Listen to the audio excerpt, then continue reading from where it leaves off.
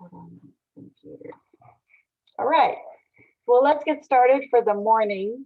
And first thing on the agenda is as you pull out the class notes for January 30, that we do the review of the reading that you did. I really want to know what you saw mainly and what was most interesting or intriguing or helpful. I really want to get a feel for what you get, and I don't need to belabor it, and what needs more explanation. So how did it go? How was the reading this last time?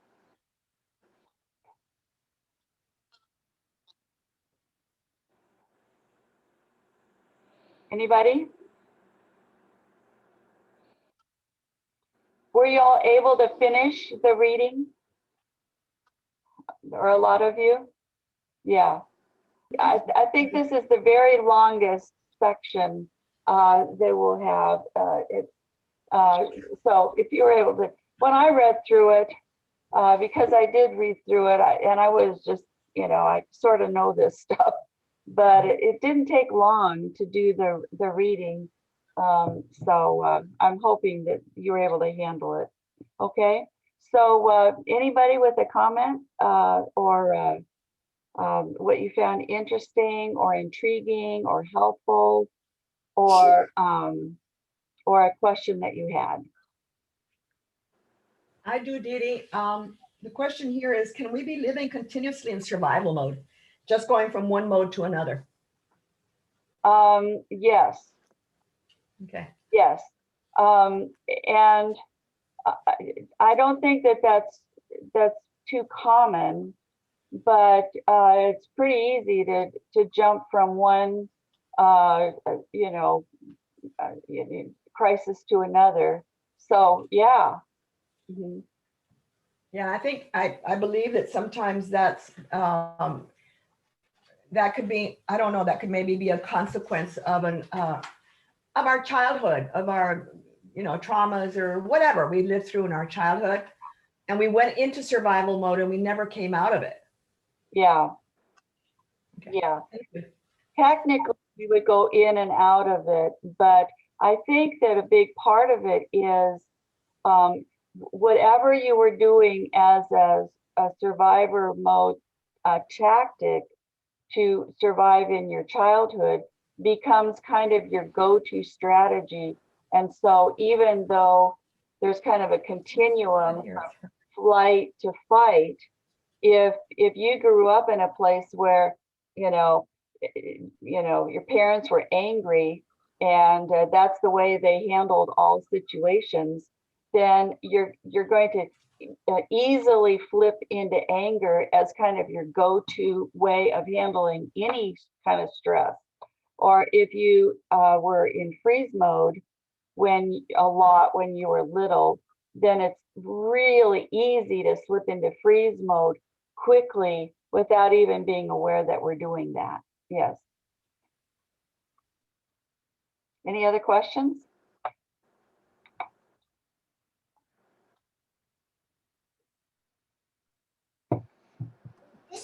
Yeah, I had a streak of I've had issues with fatigue and all kinds of stuff for about a year.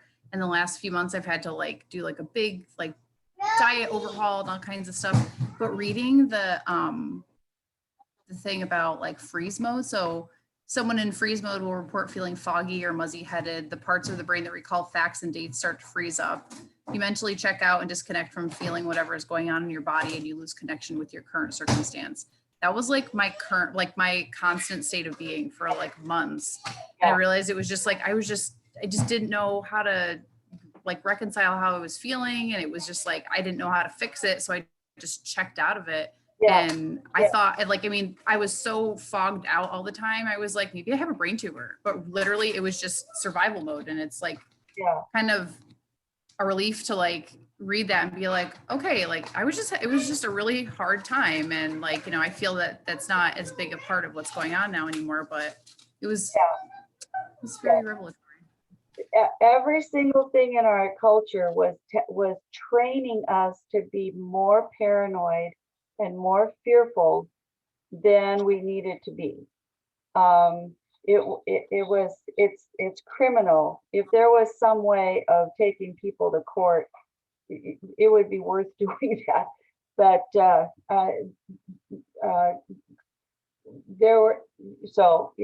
we have been in the grip of fear. And if you stay home and aren't able to do your normal things, that really gets to you over time. Yeah. So that's why we need to figure out, okay, how can we pull ourselves out of this? Because nobody in the culture is wanting us to pull out. They're wanting us to stay terrified. So, yeah. Okay. Anything else? Really good comment. Thank you, Carla. And Right. I think that's why we need to train on this. So Go ahead. okay. Katie, Barbara's got a question or a comment. Yes, Barbara. Hello, Didi. Yeah, I wanted to mention something. Yeah, as I probably said, it was the longest chapter that we read. A little bit technical, but a very good explained in a very example that you put.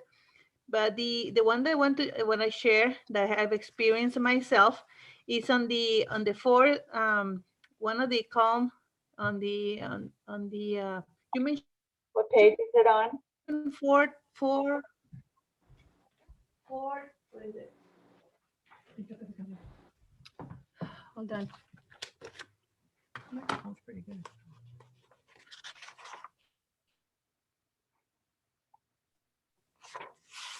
It's one of the parts that you said that it's at the end to speak with calm words. Oh, Speak nicely. Yeah. And I did experience that myself. Calm, assessing, curious, kind. Exactly. On that I want to say, because I do experience, because I had COVID myself and all my family as well. And during the peak time where I was suffering and the anxiety came up, and sometimes like every morning with the panic that I couldn't breathe or something. Yeah. Immediately, of course, when the first thing was to check my oxygen. to check my oxygen, I wasn't up night like a 95. Yeah. 96. I was well. It's only the anxiety in myself and the devil that I was attacking. But immediately I put a psalm, I sing to God, and I have a special sing for my God, and it's for the Holy Spirit. That immediately is unbelievable, that I want to share with this. Unbelievable how God comes to the rescue, and how come your heart and everything. But that was my immediate medicine for me. When I got these anxiety things, I immediately look up to God, and that was a very beautiful experience. So that right now, as bad as what the COVID was, my immediate experience was to with how the presence of God was with me every time that I cried Him out. Yeah. So yeah, that's what I want to say. That's really good. Yeah. So you had the little thing to test the oxygen. Was that like the little finger deal? Yeah. Yeah. You guys went through the trust training book, and remember there was a story really similar to Barbara's about me in the hospital and getting freaked out even though my oxygen level was okay. Yeah. So yeah, that was a great way to handle that. So good. All right. Anybody else have a comment? And then let's just jump in. Okay. But really appreciate knowing how it was going. Okay. How about if okay. I'm gonna Just real quick, the part where with the breath where it says like when we go into survivor mode, we take a breath in and you're frozen. There's that Okay, I'm not hearing you very well. like when we go back Okay. to normal mode. Okay. Something to you. It's funny because we've been we've been at home for a month with the COVID situation thing. And sometimes when you're with your husband, you know, together every day, you tend to just have a little kind of odds or a little argue. But then when I'm reading this book and I'm thinking about becoming transformer or I'm just going to stay as a car and things like that. But then I tell to myself, I go to the room and I say, okay, Lord, help me with my smart brain, not my emotional brain. Help me get my emotional brain, stand down. And then I just keep saying, smart brain, fight it. I should tend to just like, you know, get mad and say something to him that is, Yeah. and then you'll regret it. Yeah, that's the So I use that now, smart brain. Should I use my smart brain or my emotional brain? I like that, having I think that's one of the things that makes doing these drills really effective is for us not to take things globally, but to separate out. Okay, here's my smart brain, here's my emotional brain, and I can do something about my emotional brain. I don't have to be stuck in it. Carla, I think we're back. And why don't you say your comment again so people can hear it? I was just saying, I loved how in the section that describes breath, how when we go into fight or flight mode, we take that big like gasp in, and then the indicator that we're back in normal mode is we go. So it's good to have those physical indicators to be like, okay, I think I'm cool now. Okay, so when you're thinking, when you're doing the breath in and out, we're kind of balanced, and this is another visual to kind of, I'm balancing the freak out with the repair, and we're okay. The freak out, it becomes less dominant because I'm adding the same amount of that we're okay. Yeah, great. Okay. So let me see let me just start sharing, and let me just try to do this. Let's see, the first part I want to do is okay.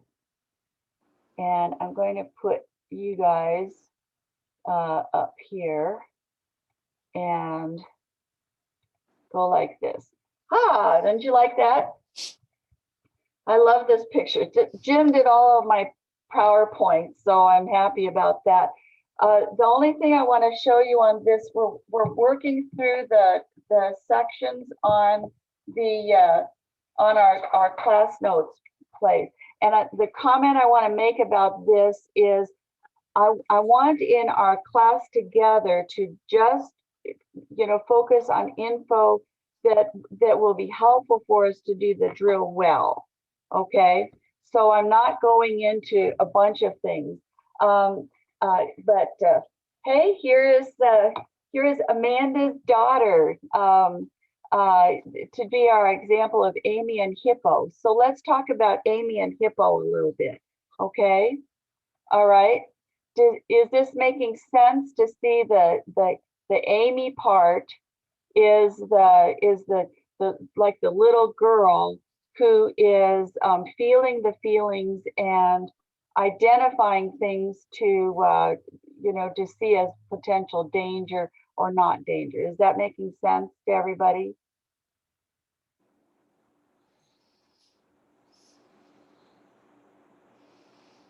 Okay, you'll need to jump in if you want to say something. And then the hippo is the part that assigns the meaning. Okay, so this is the part that can come up with a meaning that isn't really accurate. Some of it is true blue, and some of it is misunderstanding. Okay, is that making sense to people? Yes. Yes. Okay. All right. And this is Amanda's daughter, Selah. So we had a fun time during COVID to go and get pictures taken. So I really like this. So there is this connection going on between amygdala and hippocampus that is going on, and the third part of figuring out what to do is pilot, but pilot doesn't come on board until late in the game. So our fears and worries mainly are driven by what's going on with Amy sensing things and feeling them and saying, okay, this looks like danger, and then hippocampus assigning a meaning to it. Okay, is that something to go on? Okay, all right. Yes, thank you. Okay. Okay, now let's talk about the triune brain. Was that a mind blower? Yes. I think this is one of the coolest things of new information that's out there about about how the brain works. Okay, are you able to hear?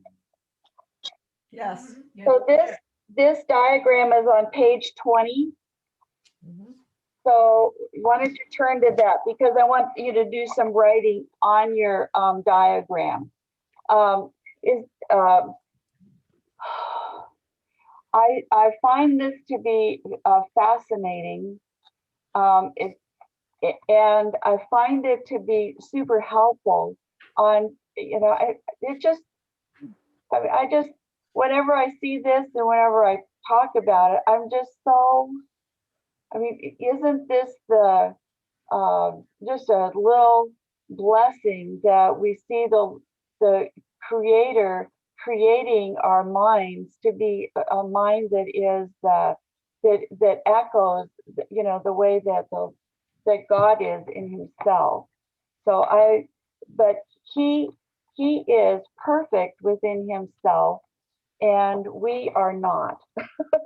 Okay, so and this is the best way of having it be for smart brain to be running the show, and emotional brain and body brain being kind of settled in harmony with the smart brain. Okay, if the emotional brain runs the show, smart brain gets much less inclined. So emotional brain and body brain would be kind of running the show. Okay, so we don't want to do that. All right. Okay. I want you to do you have your book open to that page? Yes. I want you to do some writing that I think will have this diagram be a more full explanation of what's going on. And there were several things we talked about in the, some in the pages before, this, and mostly in the pages after. But I want you to see, I want you to put room on smart brain, in the smart brain circle above where those other two, and leave room so that we can put two words there. And the first one is head. And why would we put head for in the circle of smart brain? Mhm. Well, that's where we reason more than anything else, no? Yes, the center of the action. So this is center of the action kind of thing. In the center of the action for the smart brain is the brain that's up in your head.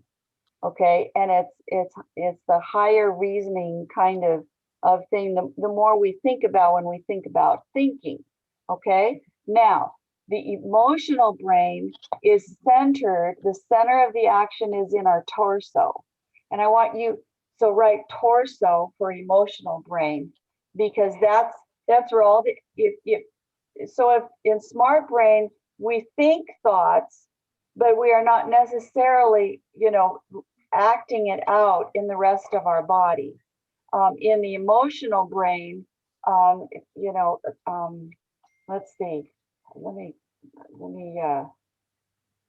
stop this. I think I'll wait.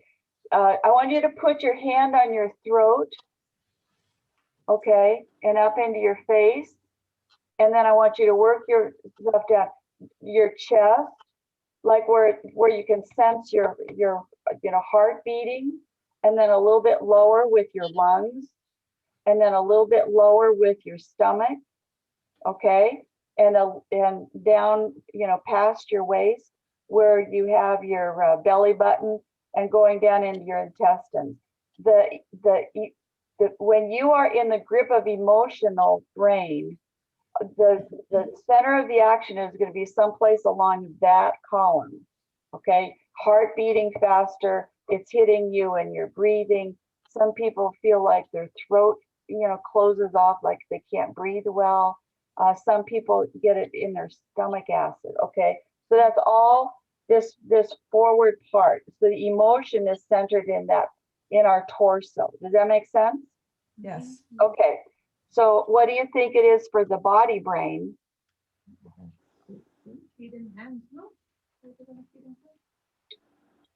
So we say that the center of the action is in our feet, and that's mainly because what goes astray is the feet, okay? And if we want to pull out of when body brain controls us, the center of what we will do will be with our feet, okay? Okay?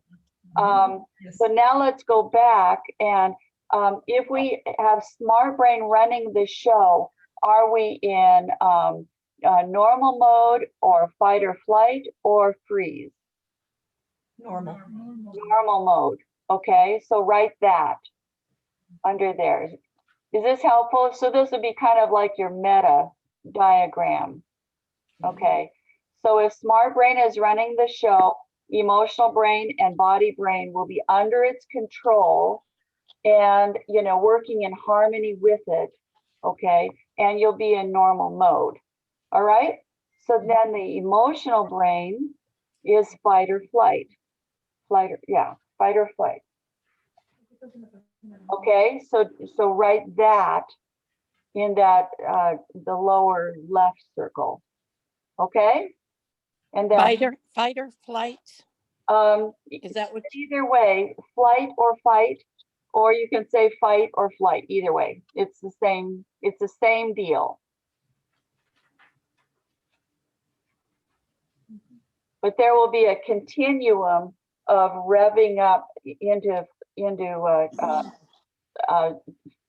flight or fight. If the emotional brain has flipped to be the top one, okay. So the body brain is in control if we go into freeze mode,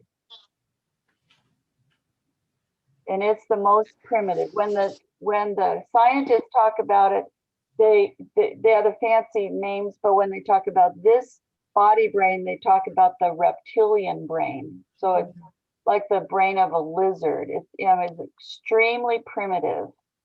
Very primal. Okay, you got all that? Didi, a question here. The freeze mode usually is people who are in depression go into freeze mode. Depression accompanies freeze mode. So you may, just in general be depressed. Okay. So it's not necessarily that every time somebody's depressed that they're in freeze mode. Okay. Okay.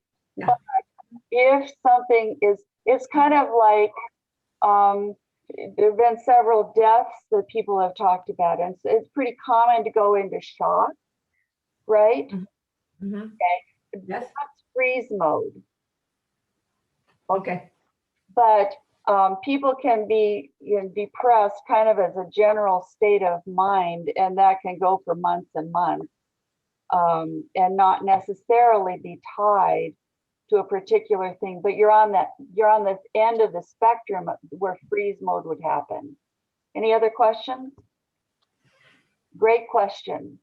Thank you. And just to clarify, and then there were also like, when you mentioned survivor mode, is survivor mode fight or flight mode, or is survivor mode freeze mode? Both.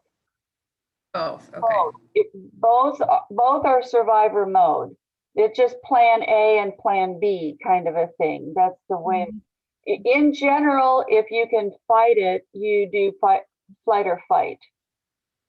But if it feels overwhelming, you might go straight to freeze mode because you go, oh my gosh, I can't handle this at all. But both of them are an expression of a survivor mode. Okay, any other questions? Great questions, good for you. Okay, what next? So can I move on? Yeah. Great, okay. All right, so the transformer car. Do you want to see a transformer car? This is the exact little car that I got for, this is Jacob, Zach and April's third child, just really is into these. And so I want you to see it. It's a little toy, and I want you to see that, and I figured out last week when I looked at the recording that I didn't have to do the spotlight because my cursor could do it just fine. So here's my cursor, okay? So notice that there are 4 wheels on the ground. There's everything that is needed for the car to, to be a car and to be played with as a toy car, okay? And I want you to notice right here is where the driver would be, right? Okay, so so when we are in car mode, we are, the smart brain is running the show, and especially pilot to whatever degree that we have. Okay, I'm going to move this down so you can see where this is off. Survivor mode is off at this point. Okay, this, I'm kind of doing a twofer on this one to say the transformer car is a visual about what normal mode is like, but also it's the animals just grazing. They are, and extra credit for somebody can say, what do these look like? Eland or something? Just grazing. As a group, what do they really, really believe to be true? We're safe. We're safe. It's safe to go about our business, right? A few pages later, we say, we are safe to go about our business. All right, but they stay alert for danger, but they're not. But they're just doing their normal life. Okay, makes sense. All right. So now, right here is a little bitty thing that creates the transformer car. So if you are holding this and you click that little deal, here's what happens. Okay, let's see if we can. Okay, come on, go to the next one. Okay. Can you see that? Yes. Okay, isn't that amazing? I mean, Jacob loves this, and I get such a kick out of it because Jacob loves it. So here's the back wheels of the car, and here's a little bit of the chassis, but it's immediately turned into this massive transformer. Here's the face. Look at this. Look at this, hard-nosed face. Can you see that tucked under? And these wheels over here are not able to be used to drive the car, right? Okay. And so think about this. This is like your immune system, your autoimmune system.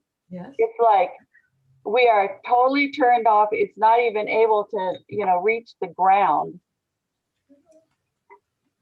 It's been put aside. So in here, I like this picture of the honey badger, not taking any nonsense from this lion.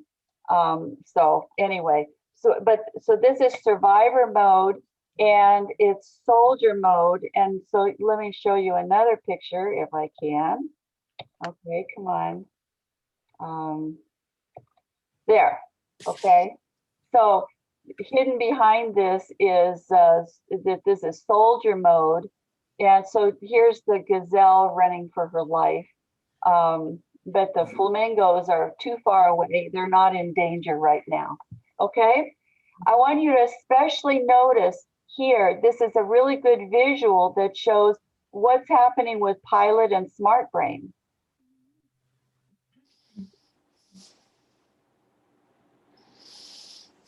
They're hijacked. They are hijacked. Okay. Yeah. Are they able to do anything to run the show? No. No. No. They're kind of like a sack of potatoes in a backpack, right? I mean, they really are not engaged in the action. Okay. And so when you feel hijacked by flight or fight, that makes total sense, because your smart brain is sitting over here totally, out of commission. Okay. So when we are doing the stand down drill, what we are doing is we are basically manually pulling this back into being the car mode. Okay. And so that's our task. And so I didn't have another picture to show you. Here's what we do, but all you have to do is just take the top and bottom and you just kind of, snap it back into being the car. Isn't that a good visual? Yes, thank you. Yeah. Okay. That's what we're all about with that. Okay. So what would you guess are 4 keywords that help us to spot flight or fight mode when we look at page 26?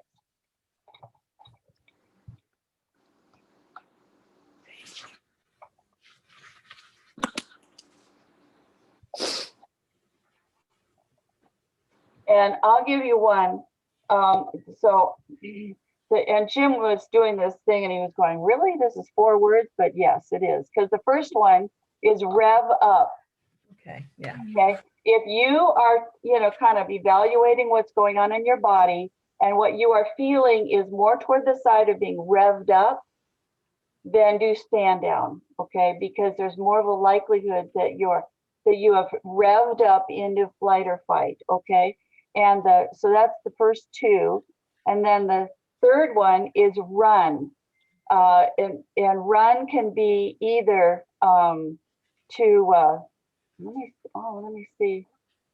So we can either run literally to run away, or we start feeling anxious or worried or panicky is more what happens when we're running, or we fight. So that's either physically fighting or getting angry and angrier and angrier and angrier, aggressive, or lashing out. That can be expressions of flight or fight. Make sense? Yeah. Okay. All right. Another key. Before we get to this one, turn to page 28 about survivor mode is God's gift. Let me stop the share at this point. And I want to go back to the survivor mode. Okay. How did that strike you when you were reading that page about survivor mode is God's gift?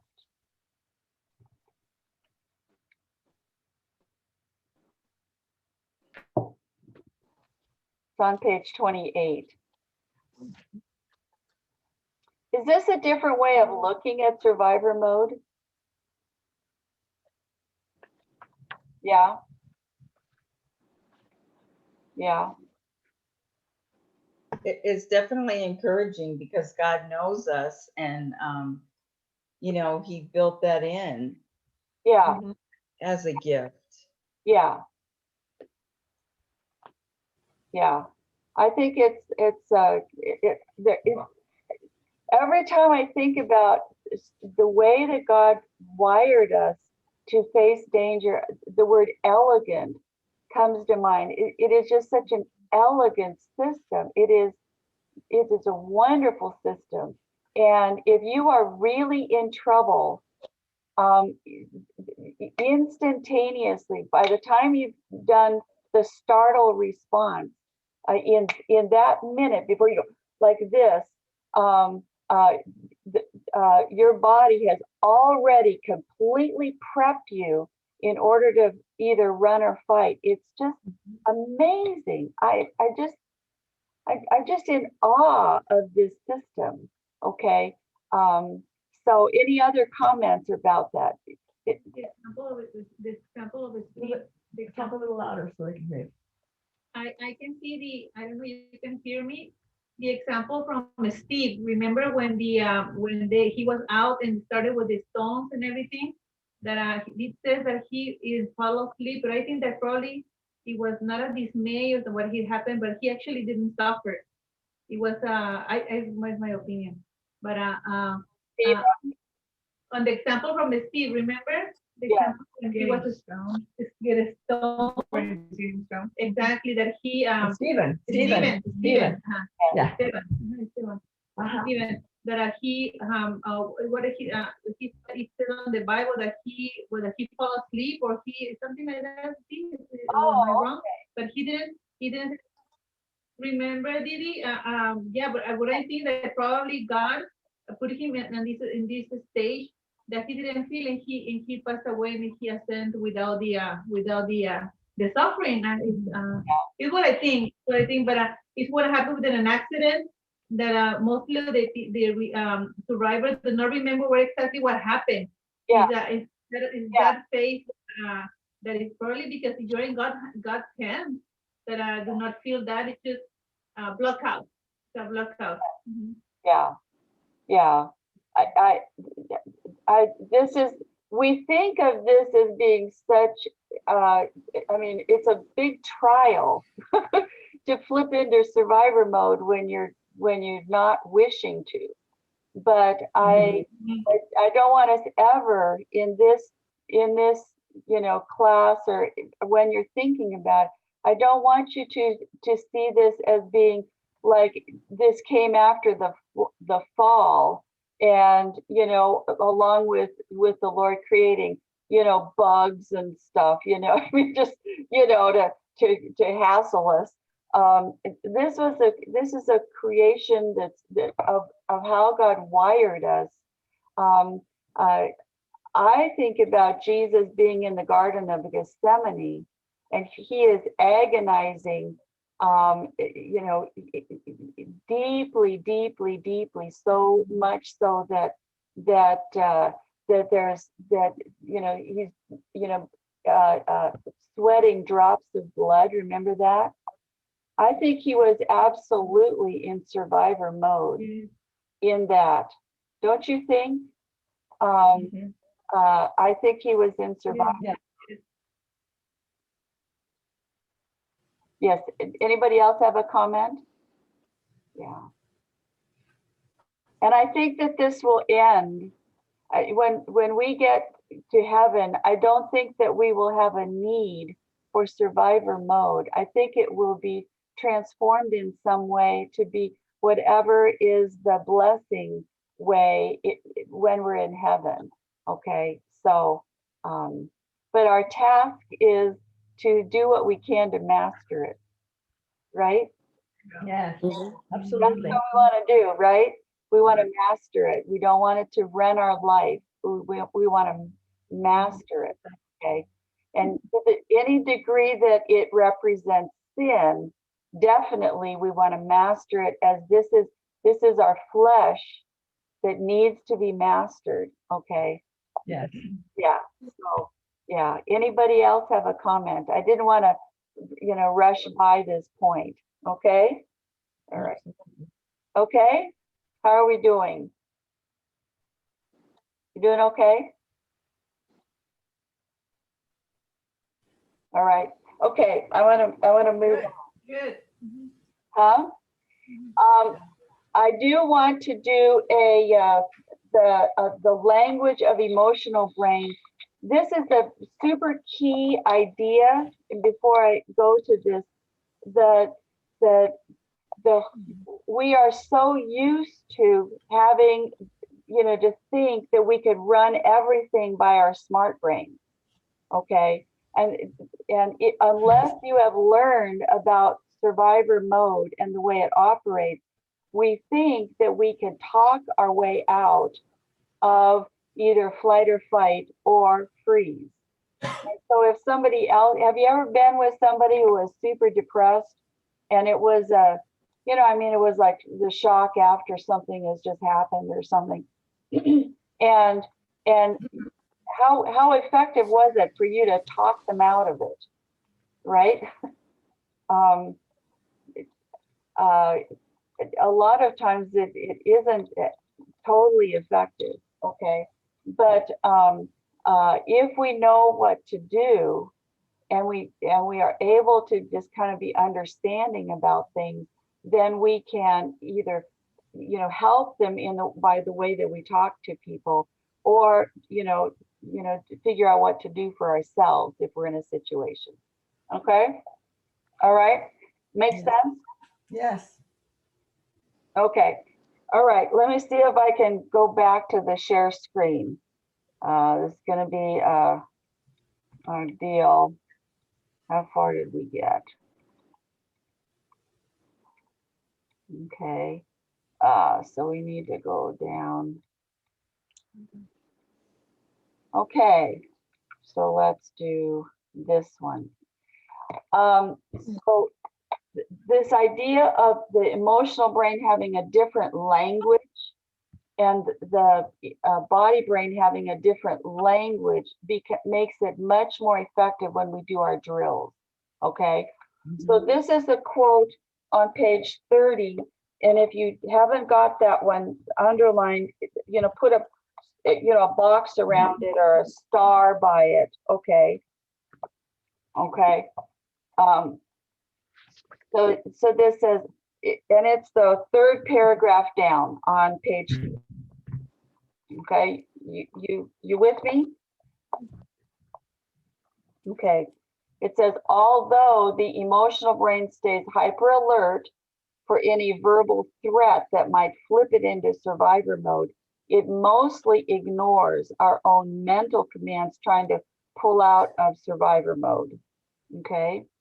Instead, it mainly recognizes and uses as its own language these bodily reactions of heart and lungs and tensed muscles that occur when the body revs up to face the threat. It also reads and interprets these unfolding reactions and body clues when deciding whether to rev up further or to wind down its control via survivor mode. Okay. Does somebody explain to me what I'm trying to say there? Say that in your own words. What am I talking about there? So when you first come up against something that launches you into survivor mode, you have the initial body response, but in between your first body response and then your body deciding whether to shift up or down, you have an opportunity to help it go away for another, how you respond to it. Good. Yes. Somebody else. What am I meaning that there is a language of emotional brain that's unique to emotional brain?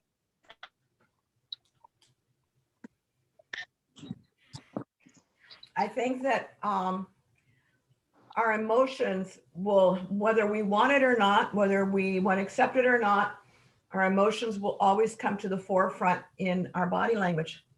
Yeah. In our face, in our body language, even in the tone of our voice. Yes. Okay. Good. And especially body language is important for body brain. Mm-hmm. Yes. Yes. Somebody else add to this. What am I meaning by the language?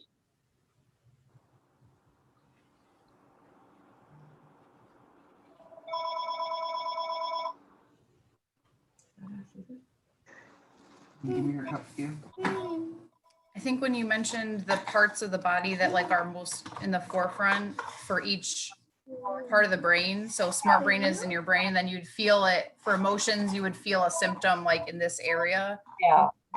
Mhm. Yes. Yes. Okay. Yes. I think that's getting on the track. It's kind of like when emotional brain flips us into flight or fight, it will massively make changes that are along our torso. Our heart rate, our lungs, our stomach acid, all of these things, the tension in our arms and legs, all of those, it throws us into to go into flight or fight. But it looks at what's going on with those things, the heart, the lungs, the tense muscles, 5 minutes later to see, okay, are we still doing this? Are they still super tense, heart rate and lungs beating and breathing faster? And then it'll say, oh, we must still be in danger. Okay, I need to throw more at it. Okay, so it's watching those signs. Okay, does that make sense? And is this the last one? I think this is the last one. Okay, stop share. All right, does this make sense? So when we do the stand down drill, we are doing something that is in the language of emotional brain. That's the whole thing of it. And I think that the more that you understand that you are speaking the language of emotional brain, the easier it is to have this drill be effective. So it's kind of like, here's my hand. So if somebody is deaf and how they work with sign language, then what we do is we do sign language to talk to that person. Does that make sense? Okay. Or if the person speaks, Italian, then we speak Italian to communicate with them. And so that's what's going on in the stand down drill. We're doing it in the language of emotional brain. When we get to body brain, we're going to do grounding in the language of body brain. Okay. All right. How are we doing on time? We are doing super great. I think that we might get out early with this. And so I want to let me see if I've got, if I can access my the website channel on the YouTube thing. So before I go into that,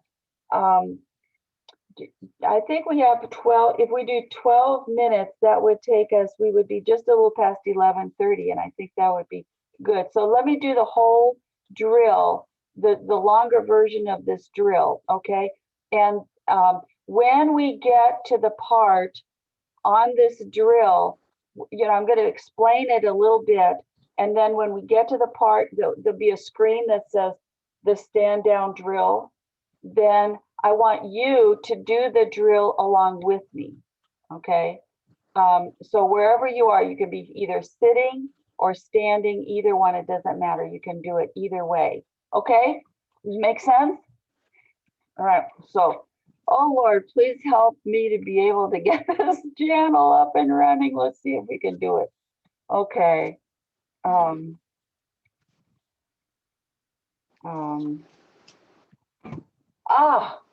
Okay. I want you to have this.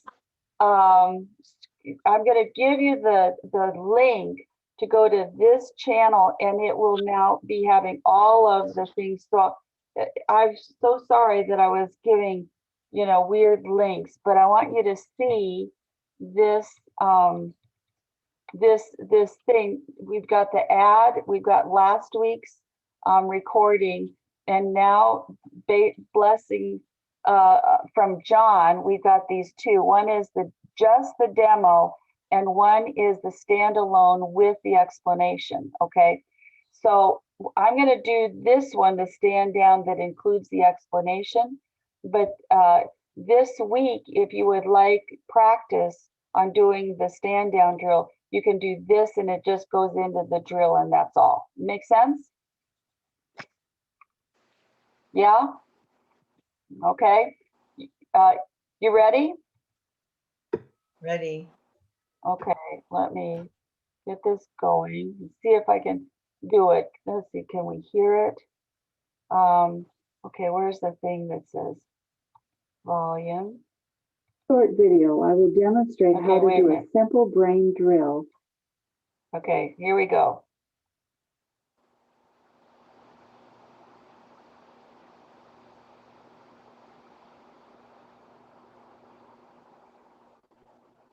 All right.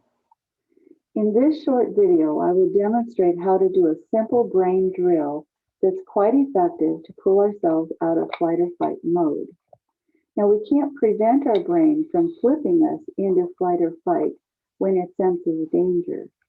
But if we decide that we'd be better off to stop letting it run the show, this drill gives our brain the message in ways that it can understand that it's safe to stop pumping additional shots of adrenaline into our system. It will help us to do this drill if we understand three big things that our body did to face the threat. The first thing that it did was that it completely focused our attention onto whatever the danger was. It's like we are the little gazelle that's completely focused on what the lion is doing. It's not thinking about anything else. It's not thinking about the scenery. It's not thinking about anything else. It's only thinking about the lion. And so when we get a sudden worry or fear, or when we suddenly get angry about something, it's like that totally dominates our thinking. The second thing that the brain does is that it massively revs up our whole body to either run like crazy or fight for all we're worth, as if we're fighting for our lives. So it speeds up both heart rate and our breathing, and it starts pumping shots of adrenaline and cortisol into our system. Everything that it's doing internally is to support us to be able to really run or really fight. The third one flows from this, and that is what happens with our muscles. Our muscles get all tensed up. You'll notice in fight mode that your fists will naturally go into, really tense because, and the muscles of the whole arm are ready to support that, to really punch somebody in the nose.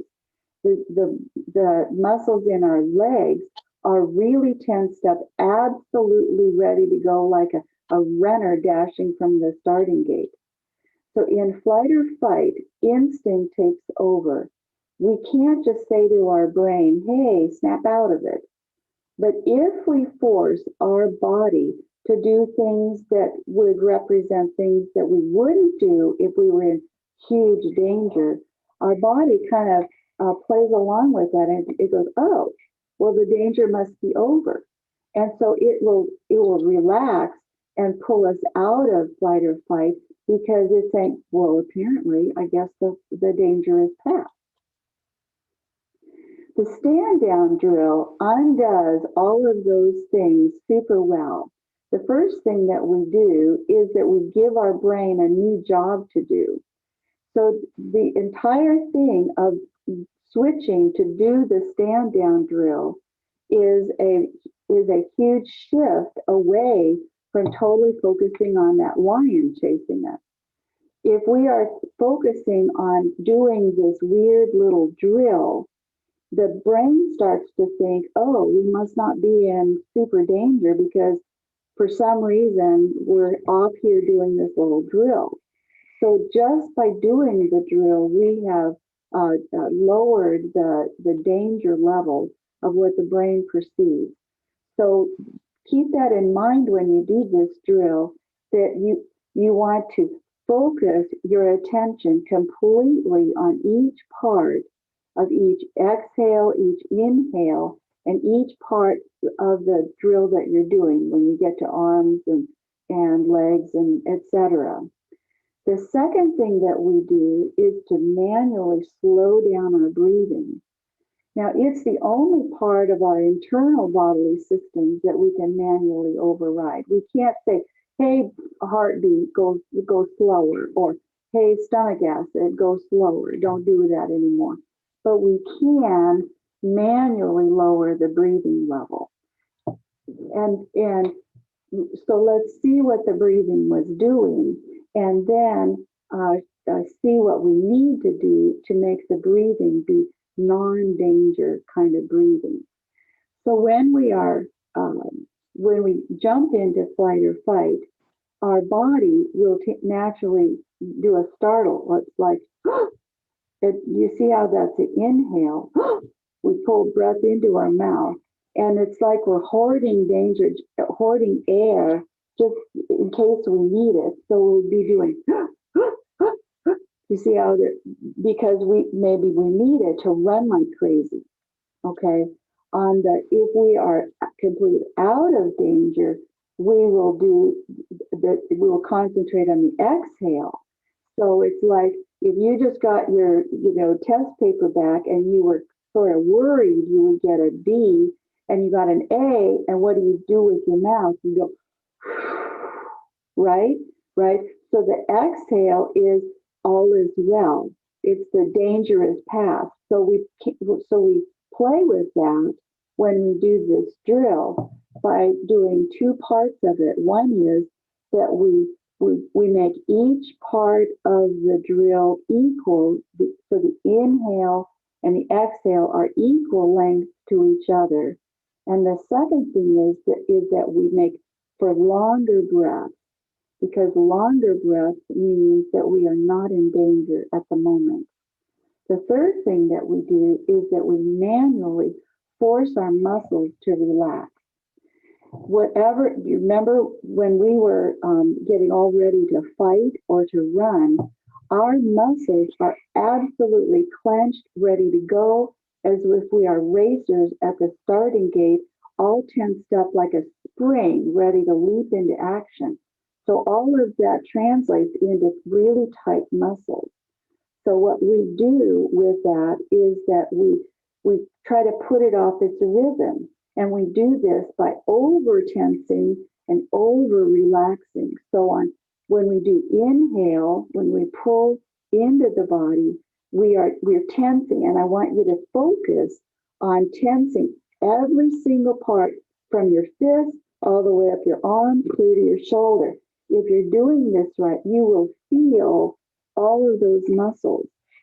And when you do the exhale, I want you to let it dangle. I want you to over relax it. Okay? The last thing that we do in the stand down drill is to calmly talk to our body as if it's worried, and we're kind of the captain saying, it's okay. Danger is past. The operation is done. It's okay to stand down now. So we do that by again in time with the breathing. All right.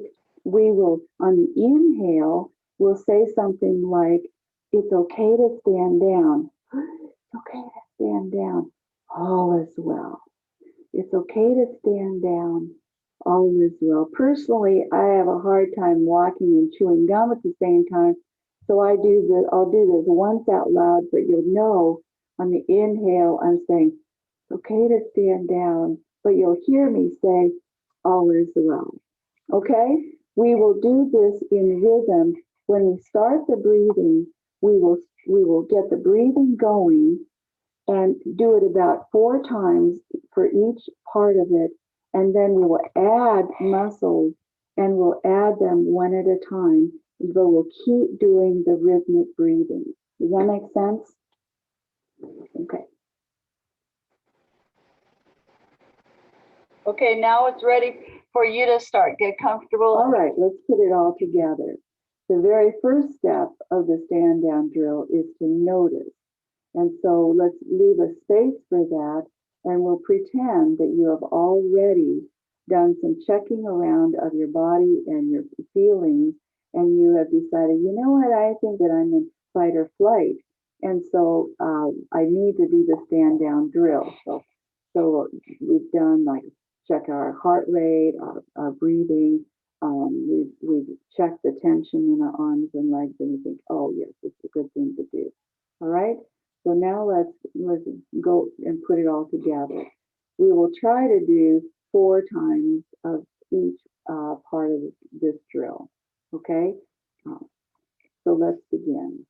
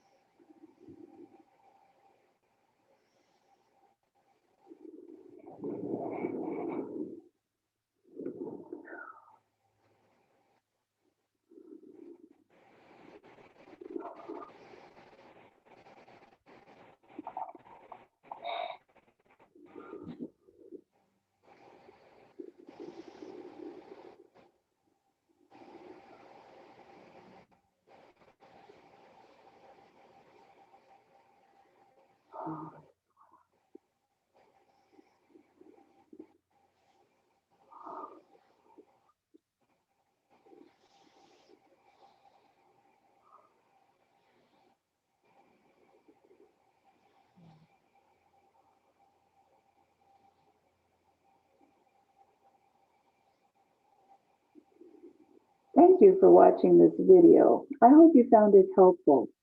I go into much more detail about how to master survivor mode in my book, which you can find on Amazon. It's entitled Collecting Ourselves, 1 year of experiments and devotional on finding the peace of Christ for flight, fight, or freeze.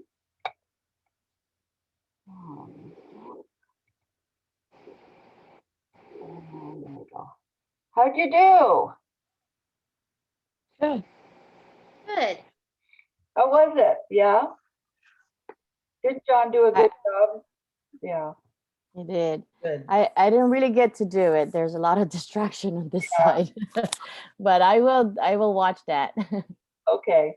All I right. think it's better to do it when you're standing up because when Yeah. you're sitting down and doing your legs, I feel like I'm gonna cramp soon. True. I was about to do it when all the kids like. I was gonna stand up, but then I don't see anybody standing up, and Well, when the video is going, nobody can see you anyway. And I've even turned off, the little icons, so you're not visible at all. I don't know if I can handle doing that because I really like being connected with people. yeah. I mean, it's nice to do it when Zoom is kind of different because I'm watching. I mean, I ended up like looking at people, and then I get distracted. Yeah. And I'm seeing my sister is not doing anything. So it's like, what the heck is she doing? I couldn't. I'm like, I have my kids talking. I'm like, come here. I want to just like text her like, hey, you. I wasn't gonna do it. What were you guys viewing when the video was going on? You were able to see everybody down the side? Yes. Yes. Okay. All Yeah, right. So I just couldn't do it. Maybe I'll do that later. okay.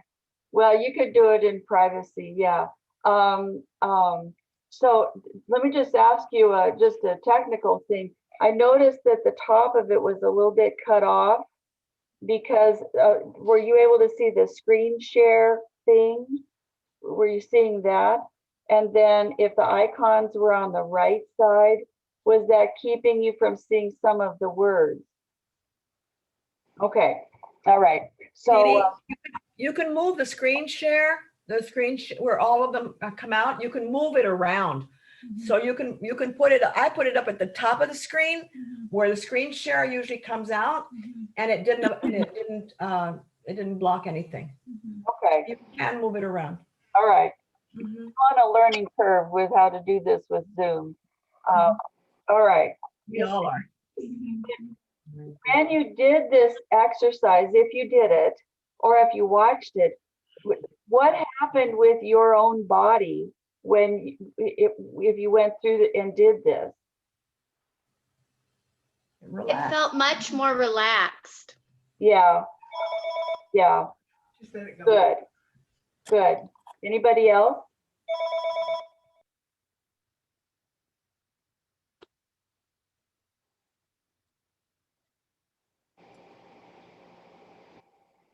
Now, on the page that I've included at the end, where at the end of this thing, I have included the page where it shows the stand down drill. I did that so that you could have your own copy or make your own copy a little bit easier, because I think this is a good thing to hold on to as you're getting the hang of it. You know, after you do it a bunch of times, then you don't need to have it, because it's, I mean, this is a really simple drill, right? I mean, it was the breathing, left arm, left leg, right leg, and then I always do the neck because that's where I carry most of my, tension, neck and shoulders. So I'm doing that is a good thing to do. Okay. Also at the end, you'll notice when you look at the paper about the stand down drill that's in your student notes, that I kind of check at the end and see whatever I tend to do something, additional to the basic drill, depending on what the circumstances are. It might be that I was angry, and so I need to, receive the love of Christ and let go of anger, or receive the peace of Christ and let go of worry,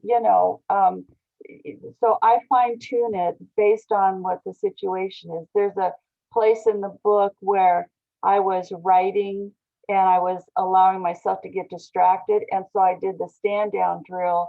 And at the end, I received my energy as a writer, and I rid myself of distraction. I mean, it was like play around with it based on what your situation is. And so this is a starting framework, but depending on what the situation is, make it work for your situation. And yeah, so. I have a question. Yes. If we were to do this and then when we finish, we still feel revved up, do we keep doing it until we pull out of it? Or this is not necessarily 100% going to pull us out of feeling revved up? Not necessarily, yes. Yes. So would we continue until, or no, it's just letting us know that we need to be in control and, think our situation through? Like, I'm just curious. Yeah. Actually, it does calm us down quite a bit. If you do it and are, especially to the level that you are focusing on it, it will, actually, lower the volume of the parts that are purely physical. All right. And that is a good step. But my whole idea of this is that when we get finished, we are finished with, we are collected to whatever degree we could get collected. Okay, and the next thing is I'm casting about for where is Jesus, so that I can bring to him whatever was the problem. And this makes it easier to connect with Jesus. That's the theory. I figure out what drill to do. I do the drill so that it's easier to connect with Jesus. So, when I'm doing it online, and I don't know who all is going to look at it, I'm not emphasizing that for those people. But here for this class, I'm, that's my whole goal is and when we are too worried or too wound up, it's kind of like we're drowning and we're just flailing around.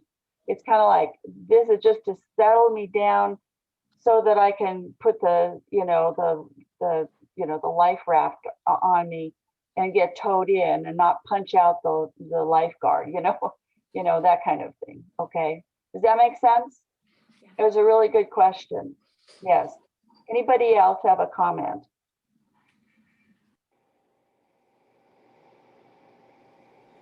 Yeah, one of the things that I noticed as I was reading this chapter, and that is that if we're focused on the problem, on the predator, because basically that's what it is, it's a threat of some sort, regardless of what it is, that we're focusing on that.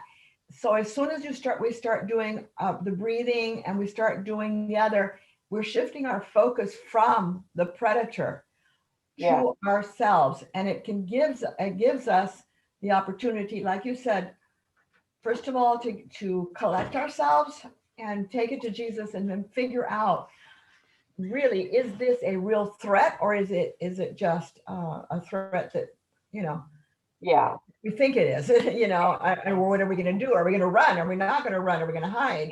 What are we going to do? Yeah. Yeah.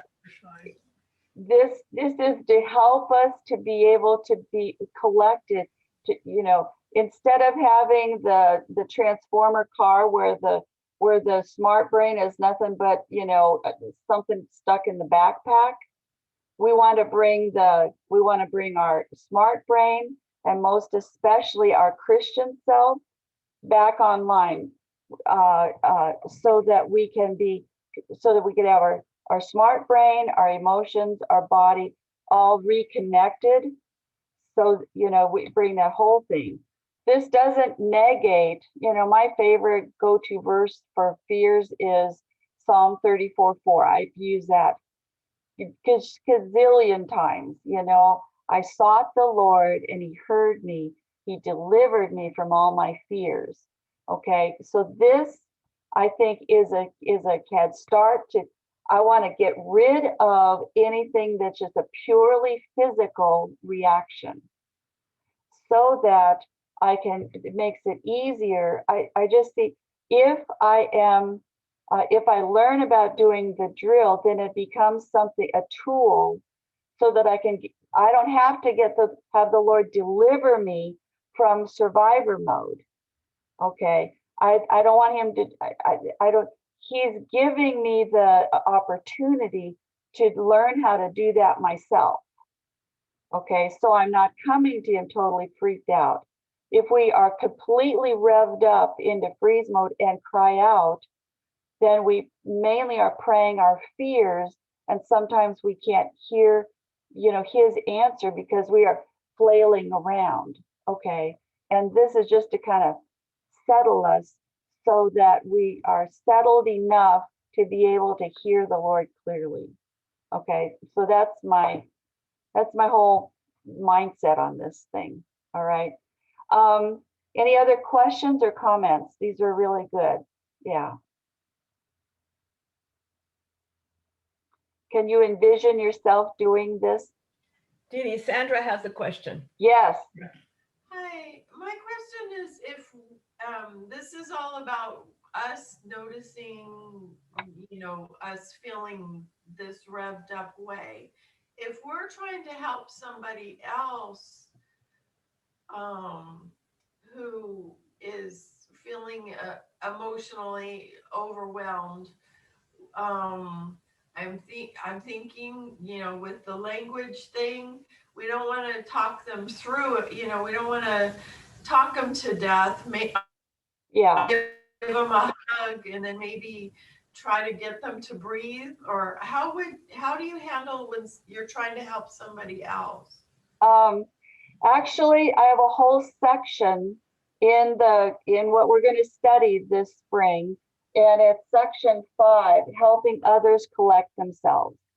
So I've got that scheduled for April 10. But between now and then, I want you to focus on learning it yourself. Okay? Because I want it to be really, really, second nature to you, a drill that you know super well. So then it's easier for you then to do it with somebody else. Okay? Because this is one of the blessings of learning this drill, is that we will be able to spot when other people are in survivor mode, and we will be able to help in an appropriate way if we have standing to do that. Okay, so that's a great question, but let's focus on ourselves first. This is like when you go on an airplane flight and they do the first thing and they say, if you have children with you, put your own mask on first. Okay, so, and then put the mask on somebody else. So this is kind of that same idea of, I want you to learn it really well. Okay, what about if you're in an embarrassing spot where it would be, you're in like a committee meeting, or you're working with somebody, your children are just getting on your last nerve, or something like that. What would be suggestions about how to do this drill and not totally embarrass yourself by doing it?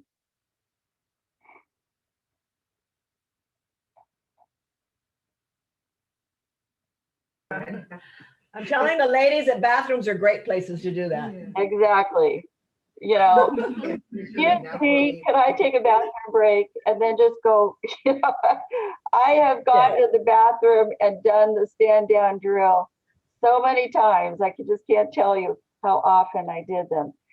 In this next week, so now you have two things to do out of the page of the notes.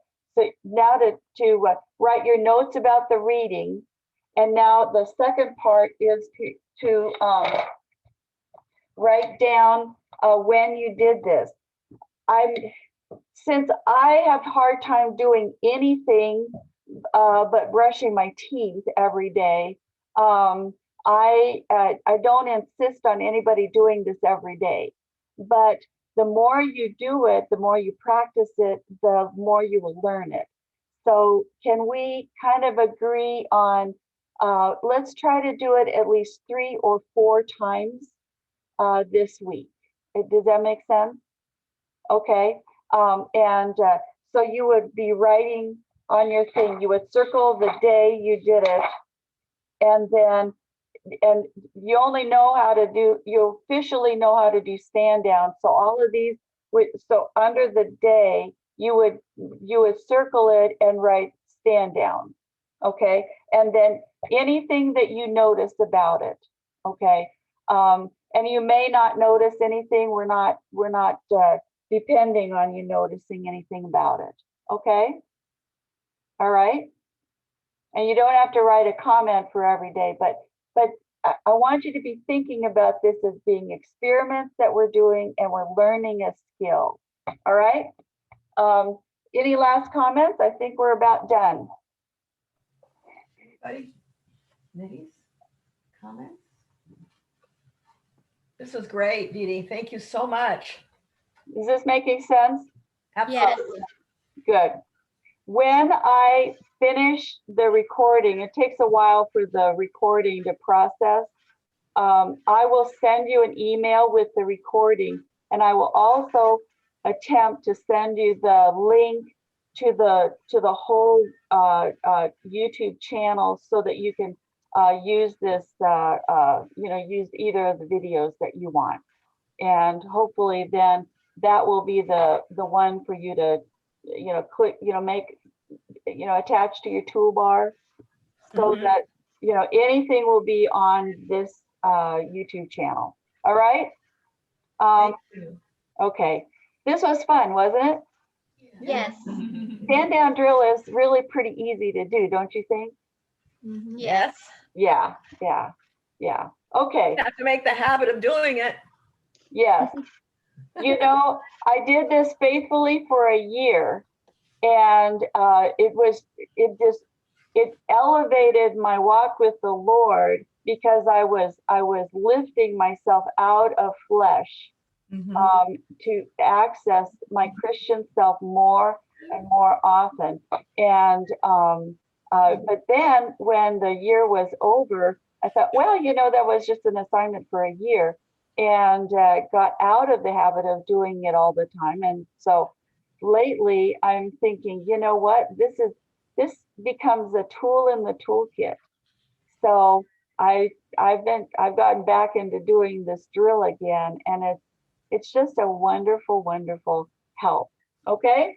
Nice to meet Carla. And I think I'm going to end the recording now.